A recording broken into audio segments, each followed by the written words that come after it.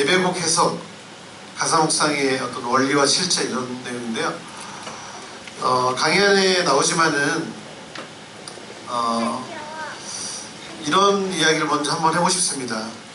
저는 교회에 노래가 부족하지 않다고 생각합니다. 근데 문제가 뭐냐면요, 고백이 없는 거예요.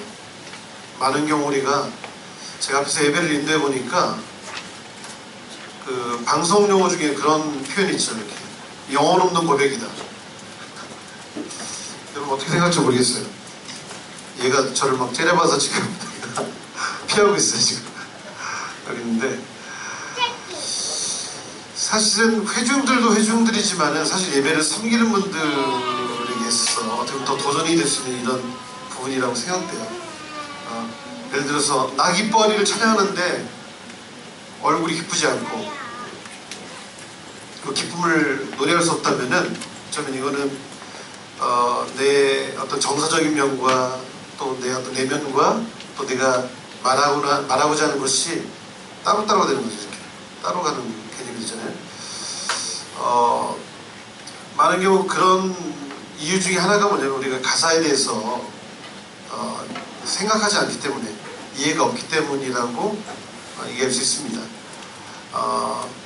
사실 저는 이제 오늘 이 예배팀들 보면서도 들어오기 전에 잠깐 교제 나누고 또 음악을 또 전문적으로 하신 분들이라 사실 제 입장에서 굉장히 조심스러운 것도 있어요. 사실 예배 사역이라고 하는 부분에 있어서 어떤 그 음악은 이렇게 표현할 수 있거든요. 그 음악은 어떤 예배의 어떤 본질이 아니라 예배를 돕는 도구로 이렇게 정리를 하거든요. 예배 사역에서. 그러니까 예배를 위한 음악이 아니라 음악을 위한 예배가 아니라 예배를 위한 음악이 돼야 되기 때문에, 그렇죠. 그래서 저는 음악 하시는 분들에게 이제 그런 강의 때 얘기 많이 나눈 내용 중에 하나인데, 그 미국의 세들백이라는 교회 그 예배 인도자 림부추이라고 하는 분이 그런 이야기를 했어요. 그러니까 예배에서 음악의 역할을 어떻게 표현했냐면은, 음악은 예배가 아니라 예배의 언어다라는 표현을 썼어요. 언어라는 표현을 썼는데, 저는 그 음악을 통해서 예배에서 어떤 언어적인 측면으로, 언어라는 측면이 굉장히 중요한 편인데, 음악이 예배를 돕기 위해서는 예배에 적절한 언어를 구사할 수 있어야 된다. 저는 이렇게 생각을 하고요. 예배에서 적절한 언어를 구사하려면 두 가지를 생각할 수 있는데, 하나는 예배를 알아야 된다. 그러니까 지금 예배 이 상황에서 내가 말을 해야 될 텐지 하지 말아야 될 텐지, 잠잠해야 될 텐지, 아니면은 속삭여야 될 텐지, 아니면 질러야 될 텐지, 이게 어떤 강약으로 표현될 수도 있겠고 또 다양한 어떤 의미로 설명될 수 있을 것 같습니다. 그래서 일단 예배를 알아야지만이 예배에 적합한 언어를 구사할 수 있다. 사실 경배나 이런 흐름들에서는 저는 요즘에 그런 생각을 많이 해요. 음악을 통해서 그림을 그릴 수 있어야 된다. 저는 그런 생각이 들거든요. 왜냐면은 하나님을 경배하는 그 지점에서는 정말 상상력이 필요한 지점이라고 생각돼요. 그냥 음악으로 무슨 리듬 뭐 이런 개념이 아니라, 음악을 통해서 그 어떤 정서적인 그 하나의 어떤 그런 그림을 그릴 수 있어야 한다는 그런, 저는 요즘 그런 결론까지 왔어요. 저는 그런 생각을. 그래서 제가 그런 측면에서 예를 들어서 관심 있는 분야 중에 하나가 영화음악 이런 거거든요. 영화음악이 사실은 어떤 그 그림, 영상의 어떤 이런 부분들을 음악으로 사실 표현해주고 그걸 더 확장시켜주고 그것을 통해 더 감동을 줄 수 있는 어떤 그런 요소들로 어떤 음악이 어떤 그런 역할을 하고 있기 때문에 그렇죠. 그래서 예배를 알아야 된다. 그리고 두 번째는 이제 오늘 나눌 내용인데, 결국 가사에 대한 내용, 해석이에요. 해석. 이 곡을 어떻게 해석할 것인가에 따라서 음악의 어떤 그런 창조성, 어떤 편곡, 어떤 이런 부분들이 결정된다고 얘기할 수 있기 때문에 그렇습니다. 음악이 오늘 이 부분에서 다 얘기할 거 아니니까 짤막하게 딱 이렇게 얘기를 하고, 제가 세 번째 강의죠. 제가 앞에 강의하신 분들도 이렇게 좀 봤습니다. 그래서 무슨 얘기 했을지 대략 이렇게 생각이 되고, 아까 우리 백 간사님이 말씀하신 표현에 대한 부분들은 네, 박희광 목사님 한번 왔다 가시면 해결될 것 같아요. 믿습니다. 네, 그 부분에서는 가장 한국교회에서 아주 탁월하게 그쪽에 사역하고 계신 분이기 때문에 저는 이제 1989년도에 이제 그 군복 마치고 이제 이 사역을 시작하게 됐는데요. 그 당시를 이렇게 쭉 돌아가 보면은 이런 생각을 해봅니다. 한국교회는 거의 예배에서 반응이 없었던 그런 시기라고 생각돼요. 예배에서 반응이 없었다. 뭐 지금도 반응이 없는 교회도 꽤 있어요. 근데 예전에 비해서 우리 젊은이들 어떤 이쪽의 문화나 이런 쪽에 보면 굉장히 많은 변화가 있거든요. 근데 예전엔 정말 그 교회 가서 집회를 사역한다고 할 때 시편에는 내용을 가지고 뭐 많이 설득을 했던 것 같아요. 우리가 왜 손뼉을 쳐야 되는지, 왜 손을 들어야 되는지, 뭐 성경적인 어떤 그런 내용들을 가지고 적용하면서 예배에서 이렇게 해야 됩니다. 막 이런 티칭을 했죠, 사실. 그래서 옛날에는 이게 예배하면서 하나님이 역사하셨다는 증거가 뭐였냐면은 몇 명이 손을 들었는가. 네. 오늘 백광산처럼 이렇게 일어나는 사람 옛날에 없었습니다. 그럼 굉장히 특별한 반응이 됐었겠죠. 근데 제가 이제 현장에서 쭉 이런 사역을 하면서 이렇게 보는데요. 어느 순간부터 변화들이 일어나기 시작했어요. 특별히 뭐 이런 사역들은 어른들보다도 좀 젊은 층을 대상으로 해서 중심으로 해서 이런 사역들이 진행됐다고 볼 수 있죠. 근데 지금은 이제 저도 이제 50대가 됐거든요. 그러니까 우리 어르신들도 이제 핑계 댈 수가 없어요. 어떻게 보면은 다 이제 80년대 그 당시에 여러분들이 한 30년 정도 돌아보면 그때면 20대, 30대잖아요. 그때 다 사실 이런 예배를 경험하고 은혜를 받았던 그런 우리가 세대들이거든요. 근데 그거를 그냥 그건 젊은 애들이 하는 거다라고 이렇게 치부할 수 없는 거죠. 사실 이거는 뭐 실제로 그렇고 우리나라에서 예전에 어르신들 같은 경우는 이런 부분들이 좀 뭐 어렵게 다가올 수도 있지만은 이건 뭐 어떤 젊은이들, 청소년들을 만나면 어떤 그런 게 아니라 교회를 위해 하나님께서 우리 가운데 주신 거거든요. 자, 그럼 여기서 한 가지 이런 거를 하나 생각해 보고 싶습니다. 예배와 예배 문화는 다른 것이다라는 표현 한번 쓰고 싶어요. 그래서 예를 들어서 뭐 손을 드는 게 예배인가? 아니면 일어서는 게 예배인가? 손뼉을 치는 게 예배인가? 뭐 근데 예전에는 정말 그 반응이 없었는데 요즘 우리 청소년들 이게 이렇게 예배 모임 가보면은 굉장히 막 열정이 있고 막 반응이 있잖아요. 그렇지 않습니까? 뭐 마커스가 됐든 어노인팅이 됐든 이런 팀들이 사역을 가면요, 뭐 힘있는 밴드막이 하나 딱 터지면은 약속이라는 듯이 다 일어나는 건 전혀 어렵지 않습니다. 자, 여기서 예배가 뭘까를 한번 이렇게 질문을 던지고 싶어요. 예배가 뭘까? 한 학생이 막 열정적으로 뛰면서 막 찬양을 하는데 제가 가서 질문했어요. 왜 뛰고 있냐고. 그 학생이 그렇게 얘기했어요. 이 곡 원래 뛰는 곡이에요. 그거 모르셨어요? 만약에 그 학생이 뛰는 이유가 진짜 그 곡이, 그 음악이 어떤 분위기이기 때문에 만약에 그런 반응이었고 뛰는 거였으면은 미안하지만 그건 예배가 아니라고 얘기할 수 있습니다. 예배가 뭐냐? 수많은 어떤 정의를 뭐 다양하게 이렇게 예배에 대한 정의를 할 수 있는데요. 여기서 예배와 예배 문화 이런 거 관련해서 하나 딱 얘기했는데 예배는 하나님에 대한 반응 이렇게 정리할 수 있습니다. 하나님에 대한 반응. 내 어떤 열정, 내 반응의 이유가 뭔가라는 거죠. 그러니까 사실 어떻게 보면 우리가 속을 수 있는 것 중에 하나는 어떤 그 하나님이 아닌 어떤 다른 어떤 문화적인 요소 때문에 어떤 반응을 일으킨다. 저는 그것을 뭐 정지하고 싶진 않아요. 그럼에도 불구하고 만약에 이제 앞에서 예배를 섬기는 분들이나 연주하는 분들이 예배를 아는 분들이라면은 그건 하나의 도구일 뿐이지 그 자체가 목적이 되서는 안 된다고 생각합니다. 어떤 현상을 추구하는 것이 목적이 되서는 안 된다고 저는 생각합니다. 제 기억으로 1999년도로 생각되는데 여의도에서 그 미국의 호산나 인테그리티라고 아주 그 세계적인 그 밴드가 예배팀이 왔어요. 거기는 뭐 정말 세계적으로 알려진 그 연주자들이 포함되어 있었습니다.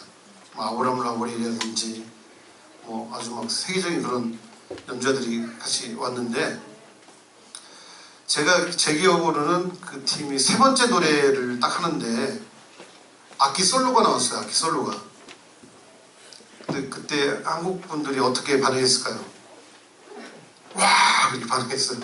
자, 그럼 이 반응이 무엇에 대한 반응입니까? 하나님에 대한 반응입니까? 아니면 악기 연주에 대한 반응입니까?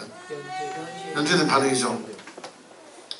근데 제가 그분들 보면서 처음에 참 이게 뭐지? 그런 생각을 전 했었어요, 사실은. 근데 이 전체를 보면서 제가 그날 배운 것은 뭐냐면은 그날 세계적인 뭐 예배팀 밴드가 왔는데 그날 가장 문제가 뭐였냐면요, 언어에 대한 문제가 있었어요. 언어에 대한 문제.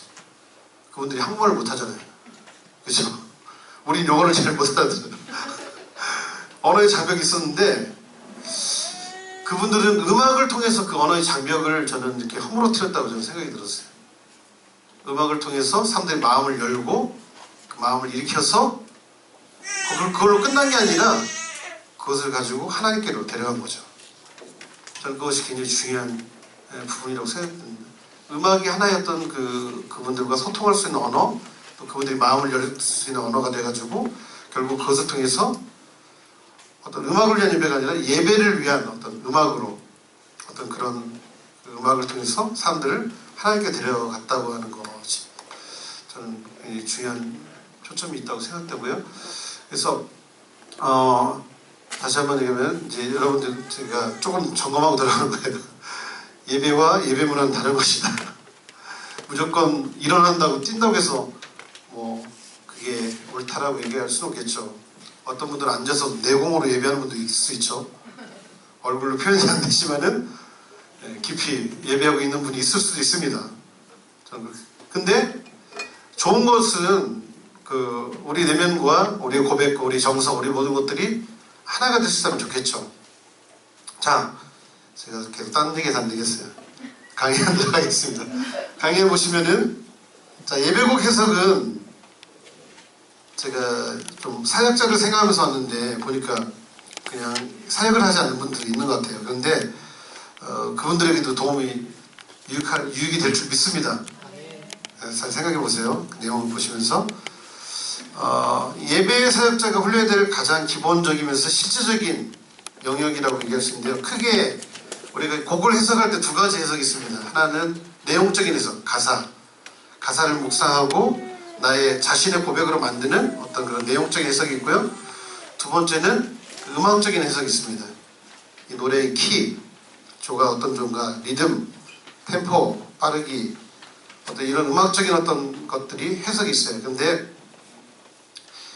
하나의 어떤 예배의 흐름이 진행된다고 할 때 곡과 곡의 연결과 또 노래를 어떤 편곡할 때 있어서 가장 중요한 것은 곡을 어떻게 해석하는가에 있다라고 얘기할 수 있습니다. 자, 예를 들어서 이런 거 한번 생각해 보세요. 예전에 뭐 저도 처음에 이런 고등학교를 졸업하고 막 이런 예배 모임에 가면은 사실 예배하면서 뭐 이렇게 신기한 것도 있지만은 저는 서울에 오면 이제 원래 고향이 대전입니다. 대전에서 서울로 올라오면 주로 이제 예수전단 모임 많이 갔거든요. 광화문에 그때 예수전단 모임이 있었는데, 근데 거기 가면 진짜 하나님 나라를 경험하는 그런 예배의 어떤 황홀경을 경험하는 어떤 신비로운 어떤 그런 예배 지점도 있어요, 사실은. 보통 우리가 뭐 스펀테니어성이라는 표현을 쓰고 아니면 하이프레이스 방언 찬양한다 이런 표현도 쓰잖아요. 근데 그 당시 제가 예배 모임에 와서 그런 경험을 하면서는 와, 이게 뭐지? 이런 것들을 경험하는 그런 예배도 있었어요. 그런데 그때만 해도 저는 이제 한참 이런 것들에 관심을 가지고 이제 배울 때라, 그때 이제 예수전단 모임을 가면 이제 고영원 전사님이나 최인영 지금 이제 그 사역자죠. 그리고 뭐 또 한 분 생각이 또 한 분 있는데 그 분이 생각이 안 나고 그분들이 앞에서 예배인도 하면은 저는 열심히 이렇게 앞에서 부른 노래 송리스를 적기 바빴어요. 그 당시에 이렇게 굉장히 좋은 예배 흐름 중에 하나가 해 뜨는 데부터 그럼 주로 어떤 노래가 뒤에 나오냐면 손을 높이 들고 나오죠. 맞습니까? 그래서 사실 좋은 예배 흐름이라고 하는 것은 이렇게 크게 이제 내용적으로는 그 가사적인 어떤 개연성 이런 것들이 필요합니다. 생뚱맞게 곡과 그냥 곡이 연결되는 게 이유가 없이 연결되는 건 좀 문제가 있을 수 있죠. 예를 들어서 이제 이분이 뭐냐면은 기본적으로 예배를 인도하기 위해서는 어떤 예배 전체에 대한 어떤 그 이해가 필요해요. 사실은 그러니까 어떻게 교제를 시작하고 어떻게 어떤 과정을 통해서 어디로 갈 것인가에 대한 어떤 이런 기본적인 예배 전체에 대한 어떤 그림이 필요하거든요. 그러면 곡을 선곡한다고 할 때는 어떤 그런 의미들을 가지고 그 흐름에 맞게 어떤 그런 그 곡을 선곡한다라고 이렇게 볼 수 있겠죠. 근데 그 좋은 흐름이 나오려면 그냥 기본적으로 두 가지가 필요해요.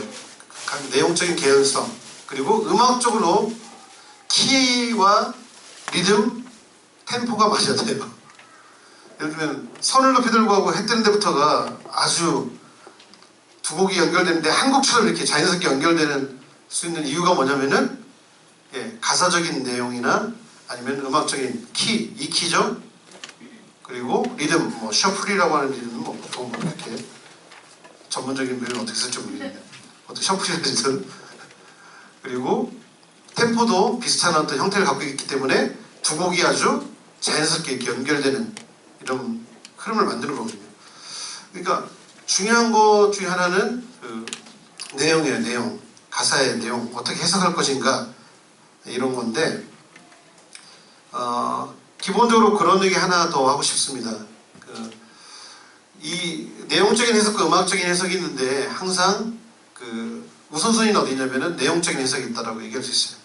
내용적인 해석이 어떤 음악적인 어떤 해석을 이끌어간다라고 이렇게 볼 수 있겠죠. 자, 두 번째 단락에 보시면요, 세들백 교회 릭 워렌이라고 하는 목사님 책에 보니까 그런 내용이 있더라고요. 크리스천 음악이라는 것은 없다. 단지 기독교적인 가사가 있을 뿐이다. 노래를 성스럽게 만드는 것은 음이 아니라 가사다. 이렇게 했어요. 예. 제가 예전에 그 예배 음악을 접할 때는요, 그때 뭐 한참 이제 그 당시 전 세계적으로 예배 흐름을 주도했던 팀이 이제 호산나 인테그리티 뭐 이렇게 얘기했습니다. 물론 역사적으로 보면은 이제 초기에 이런 사역들을 이렇게 어떤 뿌리 역할을 했던 그런 사역은 이제 마라나타 뮤직이라고 하는 그런 팀이 있고요. 우리나라에서 이런 경배와 찬양 사역이 일어날 때 초기에 보면은 거의 이렇게 국내에서 만들어진 노래가 거의 없었습니다. 거의 번역된 곡들을 가지고 있는데 그때 번역했던 곡들이 거의 마라나타의 곡들이었어요. 먼저 그 나라와 의를 구하라, 평안을 너에게 주노라, 주의 이름 높이며, 사랑하는 나의 아버지, 이런 노래들이 다 마라나타 곡들이거든요, 사실 초기에. 근데 이제 호산나의 디리티가 이렇게 이런 사역들을 이끌 때 제가 이제 그때가 90년대 이렇게 볼 수 있는데 그때 제가 생각했을 때는 예배음악은 좀 예배음악다운 어떤 그런 분위기, 느낌들을 가지고 있었다는 생각이 있어요. 그러니까 그런데 어느 시점에 이렇게 와서 이렇게 제가 보니까 지금 현대에 있어서는 어떤 음악적인 장르라든지 음악적인 스타일을 가지고 예배음악이다 아니다 이런 것들을 나누는 시대는 지났다고 생각해요. 그러니까 요즘에 전 세계적으로 가장 이렇게 영향력 있게 사역하고 있는 어떤 그런 예배팀들을 보면요, 특징 중에 하나가 뭐냐면은 그 음악적인 특성이 어떤 컨템포리한 스타일을 가지고 있다는 거죠. 동시대적인 어떤 음악적인 스타일을 가지고 예배음악을 만들고 있어요. 그러다 보니까 그게 어떤 장점이 있냐면요, 이 시대의 어떤 젊은이들을 하나님께로 이끌 수 있는 아주 굉장히 중요한 도구가 되고 있습니다. 이런 부분들이. 그러니까 어떤 음악적인 스타일을 가지고 뭐 그 기독교 음악이다 아니다 이런 것들을 구분하는 시대는 저는 지냈다고 생각해요. 기본적으로 우리가 그런 태도가 필요하죠. 음악은 기본적으로 중립적입니다. 하나님께서 우리에게 주신 아주 굉장히 중요한 도구고 선물이죠. 그리고 가장 영적이라고 할 수 있는 그런 도구예요, 사실은. 그리고 여러분들이 딱 생각해 보시면 그렇게 이해할 수 있는데, 오늘날 세상은 젊은이들을 음악을 통해 사로잡고 있거든요. 음악이 가장 그런 효과적인 도구가 되고 있기 때문에. 네, 그렇습니다. 그러니까 음악은 중립적인데 누가 어떤 의도를 가지고 어떻게 사용하는가에 대한 문제가 될 수 있거든요. 저는 우리가 이것을 얼마든지 예배에서 효과적으로 아주 강력한 어떤 도구로 사용할 수 있다라고 믿습니다. 자, 그러니까 기독교 크리스찬 음악이라는 것은 없다. 단지 기독교계는 가사가 있을 뿐이다. 가사의 어떤 중요성, 기독교 음악에서 메시지 중요성을 강조한 그런 내용이고요. 전 동의합니다. 그래서 곡을 편곡하고 그 새로운 영감과 생명력을 부르는데 가장 중요한 게 뭐냐면은 가사 묵상이에요. 가사 묵상. 그 곡에 담긴 의미를 올바로 파악하는 것입니다. 그래서 제가 그 밑에 그런 내용을 적었습니다. 노래의 내용을 이해하는 것이 음악적인 해석, 즉 창조성의 어떤 시작이라는 거 여러분이 기억하셨으면 좋겠어요. 자, 예배사에서 노래에 담긴 가사를 묵상하고 메시지를 이해하는 것이 얼마나 중요한가를 깨달은 것은 제가 예배를 이 사역을 하면서 새로운 차원의 어떤 사역으로 자라가는 데 결정적인 영향을 줬다라고 저는 개인적으로 생각됩니다. 자, 한두 가지 예를 들어보겠습니다.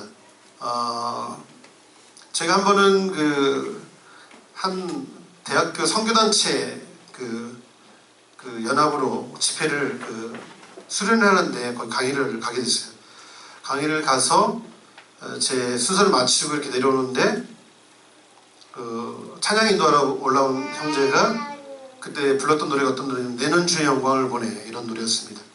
근데 그날 저에게 이렇게 가사가 이렇게 크게 들려왔던 가사 중에 하나가 뭐냐면은 찬송 가운데 서신 주님 이런 표현이었어요. 어떻게 생각하세요? 사실은 성경에도 주님이 서셨다 이런 표현이 그렇게 많지는 않거든요. 성경 몇 군데 나오긴 하지만은 근데 이 가사에서 우리의 찬양을 받으신 주님이 일어서셨다는 그런 표현을 쓰고 있는데 근데 제가 저를 고민하게 만든 건 뭐냐면은 그 찬양을 부르는 그 대상인 회중들이 이렇게 다리 꼬고 앉아가지고 이렇게 그 노래를 불렀다는 거죠. 저는 이게 좀 맞지 않는다는 생각이 들었어요. 우리가 예배하는 하나님이 서셨는데 왜 우리가 어떻게 앉아서 이렇게 부를 이게 가능한 건가? 이런 저는 질문을 저에게 던져봤죠.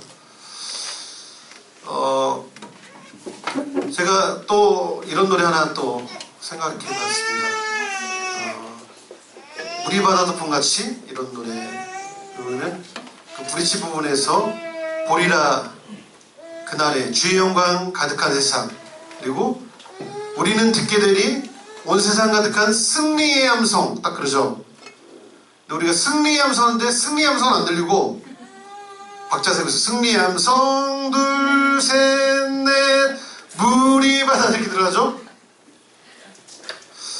그래서 어느 날 예배에서 이것이 저에게 좀 부딪혀와서 그때 대구에서 한 300명 정도 되는 인원들과 워크숍을 진행했는데 그날 강의하면서 그런 마음을 나눴어요.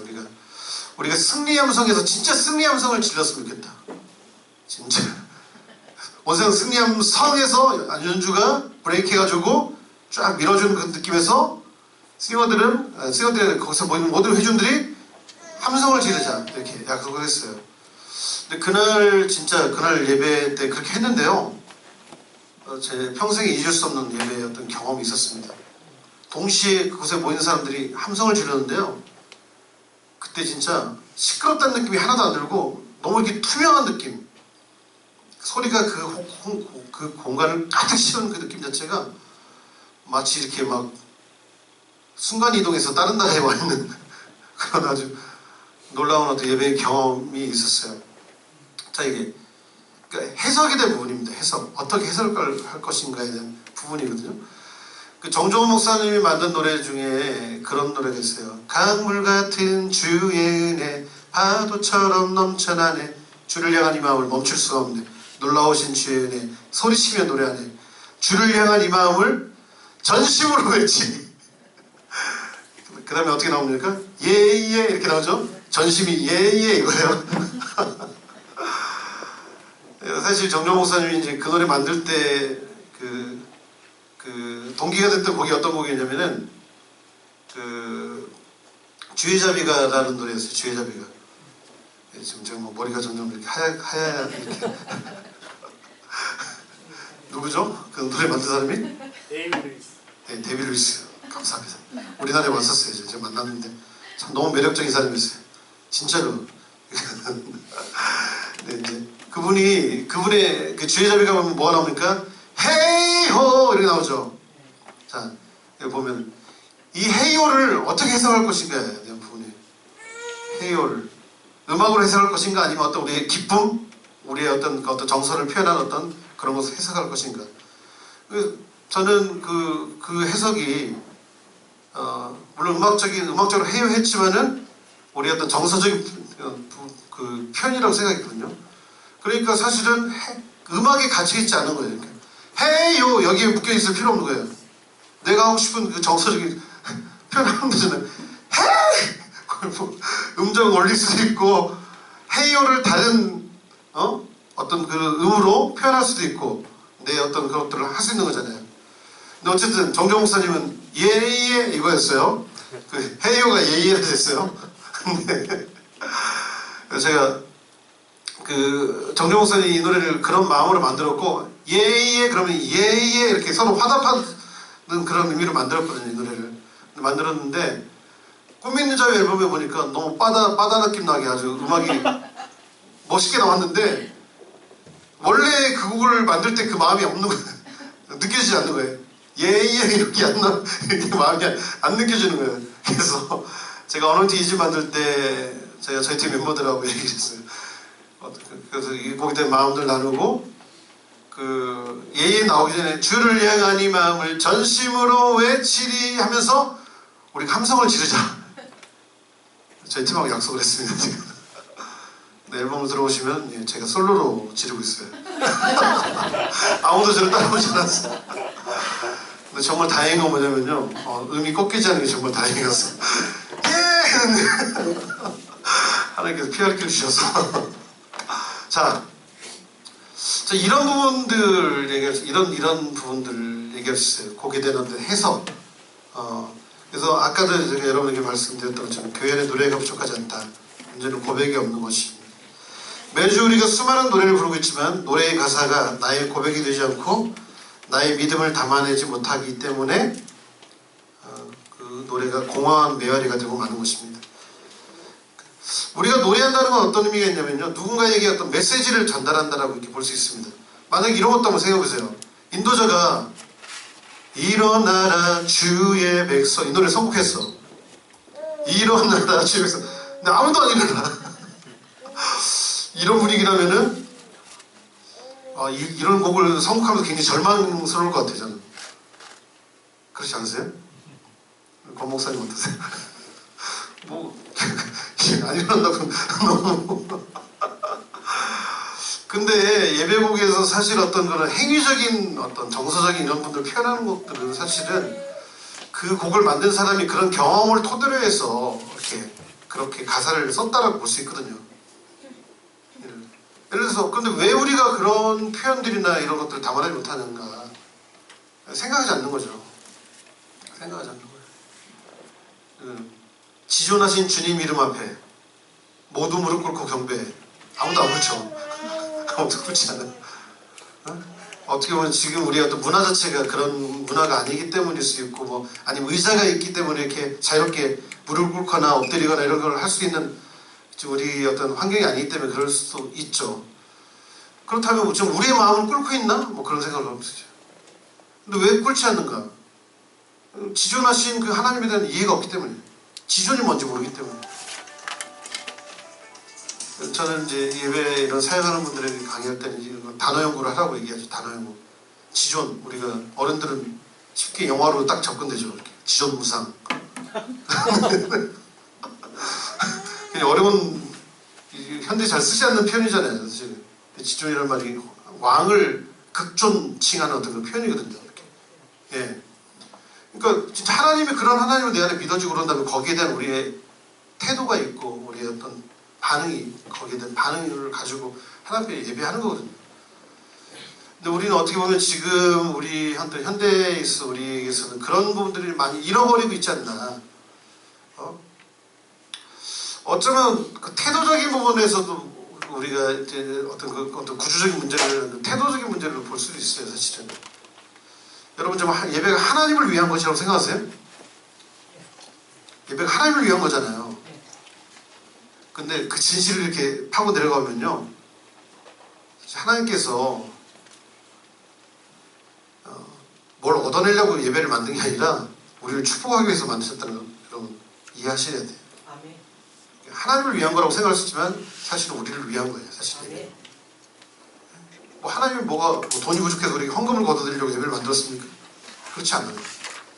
그분이 뭐 능력이 없어서 우리의 뭐 일손을 우리의 어떤 헌신을 우리에게 뭐 끌어내기 위해서 예배를 만든 게 아니거든요. 예배 안에 구조 안에 들어가면은 예배는 철저히 하나님께서 우리를 복 주시고 우리가 올바른 삶을 올바른 목표를 향해 우리가 참된 하나님 나라의 어떤 그런 이 땅의 가치가 아니라 하나님의 가치를 가지고 살아갈 수 있도록 우리를 부르시고 매주 어떻게 보면 거기서 튜닝이 일어난 자리가 예배일 수 있거든요.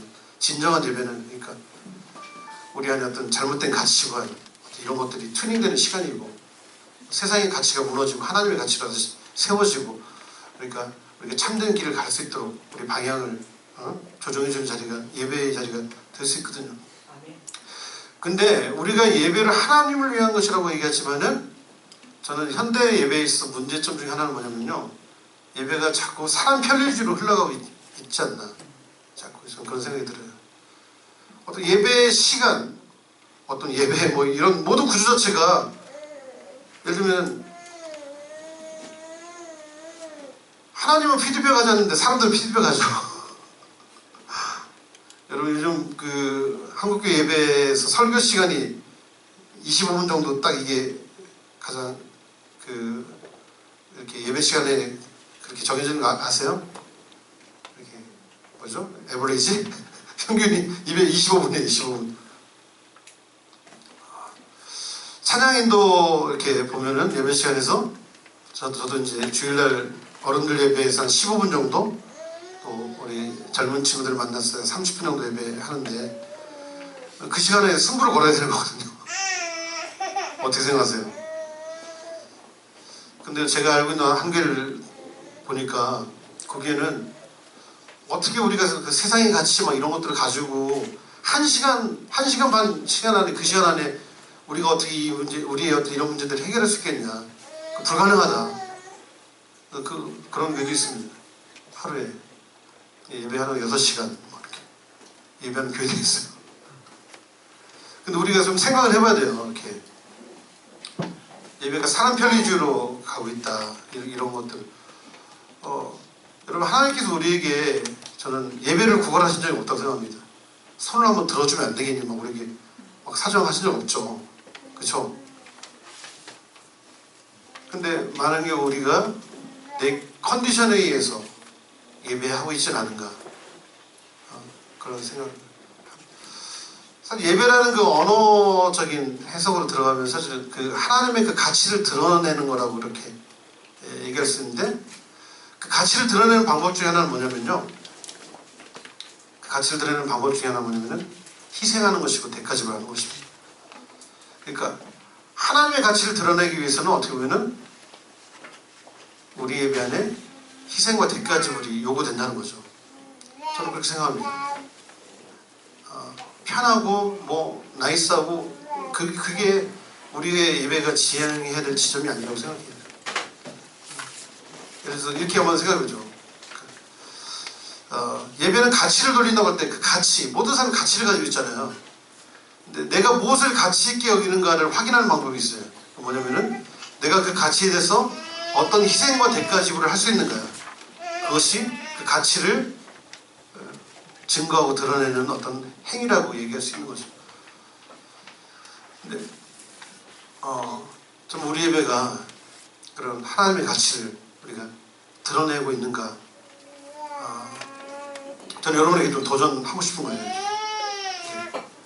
우리가 만약에 우리가 그 찬송가 가사에서 이전보다 더욱 사랑합니다라는 표현, 그런 고백이 있는데, 혹 우리 안에 이렇게 제한되어 있는 부분이 있다면은, 내가 하나님을 향한 사랑의 표현이 여기에 걸려있는 사람이 있다면은, 이전보다 더 사랑한다는 표현은 어떻게 보면 이만큼이 될 수 있겠죠. 아니면 또 이만큼이 될 수 있겠죠. 네? 그래서 우리가 하나님을 향해서 그런 표현을 쓸 수 있는 거잖아요. 근데 저는 여러분들이 그런 부분들에 대해서 좀 더 이렇게 자유함으로 여러분들이 하나님을 향한 그런 표현들을 좀 하나님 앞에 표현하면서 나갈 필요가 있다라고 저는 생각이 됩니다. 자, 다시 한번 강의 안에 들어가서, 자, 그래서 우리가 노래한다는 것은 누군가에게 메시지를 전달한다. 그럼 여러분 예배를 섬기는 분들에게 이런 얘기를 할 수 있어요.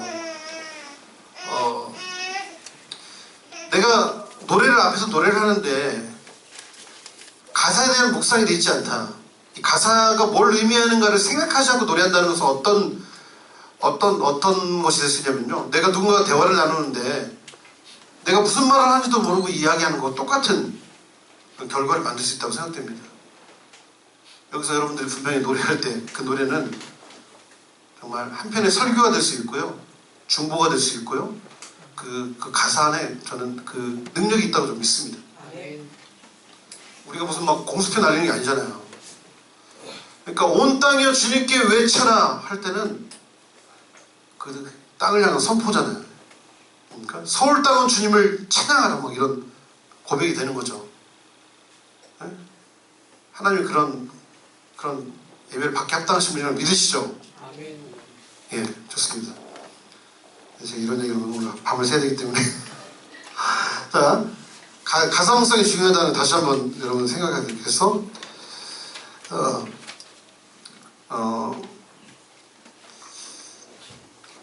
노래를 올바로 이해하고, 우리가 부르고 있는 노래를 올바로 이해하고 그 안에 생명력을 불어넣을 수 있다면 우리의 고백과 예배는 달라질 것입니다. 의미 없이 불려있던 노래의 고백 속에 담긴 진리, 보물을 찾아내는 것이 바로 예배곡 가사 묵상입니다. 그리고 특별히 예배를 섬기는, 앞에서 예배를 섬기는 노래하는 분이 됐든 연주를 하는 분이 됐든 예배를 섬기는 사역자가 기억해야 될 한 가지 원칙은 뭐냐면요, 내가 믿어지지 않는 메시지로 회중을 섬길 수 없고 나를 설득할 수 없는 메시지로 회중을 설득할 수 없다는 것입니다. 예. 분명하게 여러분들이 무엇을 말하고 있는지, 그 가사가 뭘 의미하는지를 여러분들이 그 확신을 가지고 있을 때, 그것이 여러분의 고백, 확신, 믿음이 될 때 사람들에게 어떤 영적인 영향력을 흘려보낼 수 있다고 믿습니다. 자, 예배에서 가장 기본이 뭐냐면은, 제가 이 역할이 아니기 때문에 얘기를 안 하는데 짧게 얘기를 해보면요, 예배를 신학적으로 그렇게 정의하잖아요. 예배는 하나님의 계시에 대한 인간의 반응, 이렇게 얘기하거든요. 예배를 크게 항상 여러분 생각할 때 그 이해를 가지고 있습니다. 예배는 하나님의 계시에 대한 인간의 반응, 계시와 반응, 이 두 개의 틀로 예배를 생각할 수 있어요. 자, 제가 강의를 하는데 한 교회 예배 노자가 그런 얘기를 했어요. 마커스나 아니면 뭐 어떤 컨퍼런스 예배 학교에 가보니까 뭐 거기에 오신 분들이 막 열정적인 반응이 있대요. 근데 그분의 고민이 뭐냐면, 우리 교회는 거기 와서 똑같은 노래를 불렀는데 문제는 왜 반응이 없다는 거예요. 어디에 문제가 있는 걸까요? 뭐 여러 가지 해석이 있을 수 있어요. 거기서 모인 분들이 어떤 마음을 가지고 모였는가. 사실 비교적 그런 예배학교라든지 아니면 마커스나 이런 모임에 이렇게 해서 반응이 일어나는 것도 쉬울 수 있죠. 왜냐면 거기는 대가 지불하고 거기 간 사람들이 그런 마음, 열정을 가지고 거기 모였기 때문에. 그러면 우리가 뭐 매주 드리는 예배는 그런 열정이 없이 모여도 된다는 겁니까? 그렇지 않잖아요. 그렇죠? 자, 예배를 계시와 반응이라는 틀로 이해할 때 회중들이 반응하지 않는 이유는 이렇게 답을 찾을 수 있어요. 계시가 주어지지 않기 때문에 이렇게 얘기했어요. 계시가 주어지지 않기 때문에. 자, 영국의 예배노자 매트리드만이 그런 말을 했습니다. 진정한 계시가 우리에게 주어진다면은 당연한 반응이 일어날 것이다. 이런 얘기를 했어요. 진정한 계시가 주어진다면. 제가 증거를 하나 보여드릴까요? 예를 들어서 2002년 월드컵 응원을 생각할 때 참 우리 국가적으로 참 영광스러운 어떤 그런 경험이었죠. 막 수십만 명이 모여서 같이 막 열정을 막 불태웠던 그런 축제의 장이었잖아요. 저는 그런 생각 해봐요. 수십만 명이 모여서 사람을 예배한다면 아마 그와 같지 않을까. 응? 거기 모인 사람들 진짜 마음을 다하고 성품을 다하고 힘을 다해서 오 필승 코리아를 찬양하면서 예배하는 예배자들이거든요. 전 그렇게 생각합니다.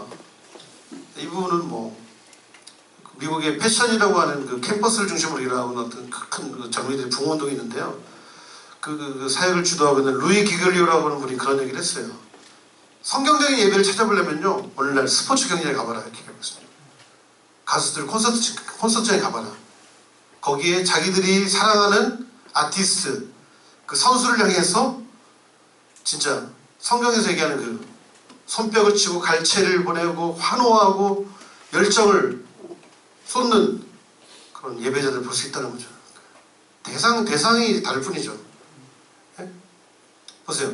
계시와 반응을 얘기하려고 제가 얘기를 했는데 가장 극적인 게임이 저는 이탈리아의 경기라고 생각합니다.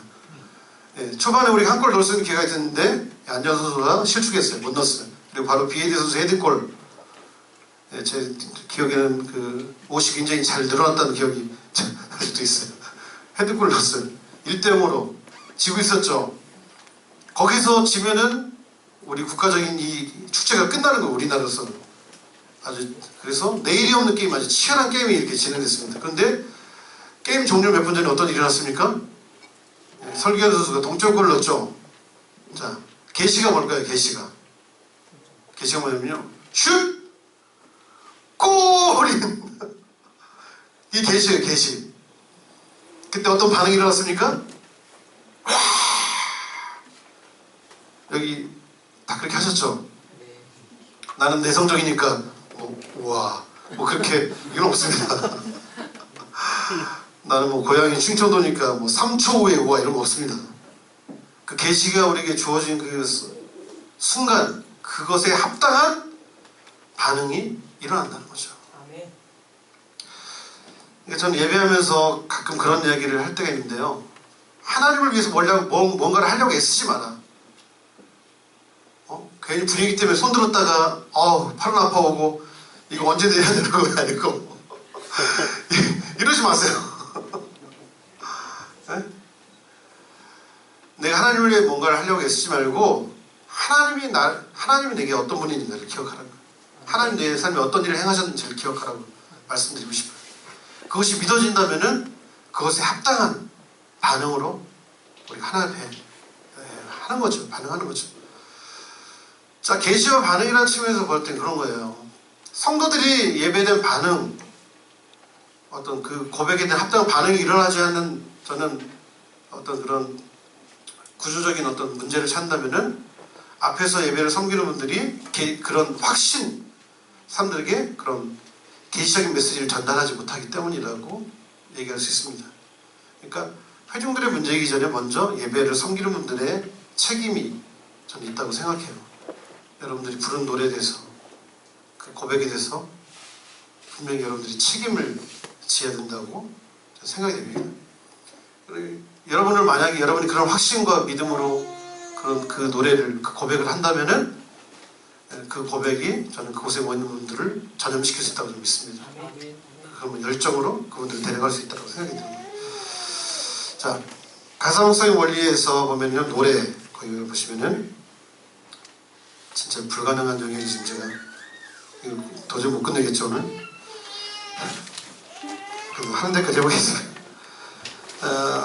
먼저 이해될 게 노래인데 우리가 노래에 대해서 이해를 했는데 노래란 개인의 내적인 상태에 대한 외적인 표현이라고 이렇게 정의할 수 있습니다.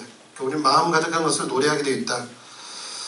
그러니까 요즘 내가 어떤 노래를 부르고 있는가를 이렇게 통해서 내 내면을 본다면은 어떤 그 고백이 나의 어떤 내면을 담아내고 있다라고 이렇게 표현할 수 있습니다. 요즘 이제 젊은 분들한테는 이제 점점 적용이 힘들어지는, 제가 요즘 막 뭐 아이돌 음악을 제가 이렇게 분석하고 그럴 수 없으니까 제가 저에게 쉽게 다가왔던, 예를 들어서 한 청년이 실현을 당해서 버스를 타고 가는데 거기서 라디오에서 음악이 하나 나왔어요. 근데 이 청년이 그 노래 가사를 묵상하려고 생각한 게 아닌데 그 가사가 그 형제의 심령 곳을 뚫고 들어왔어요. 이유가 뭘까요? 그 형제의 내면을 그대로 그 가사가 담아내고 있기 때문에. 김건모의 핑계라는 노래였는데 내게 그런 핑계대면 입장 바꿔 생각해가지고 아무런 준비도 없는 내게 막 이런 가사가 자기의 어떤 그 상태를 얘기해 주기 때문에 그것이 그냥 그대로 뚫고 들어오는 거죠. 어떻게 보면.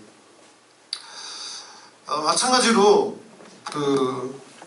우리가 노래를 이해할 때 노래는 우리 어떤 내적인 상태를 외면한다라고 이렇게 얘기할 수 있습니다. 그래서 이것을 좀 더 확대해 보면은 노래란 개인이나 단체, 어떤 교회, 어떤 나라의 상태를 반영하고 있다는 것을 볼 수 있습니다. 그럼 지금 여러분 교회 안에 어떤 노래가 우리의 마음을 이렇게 일으키고 있는지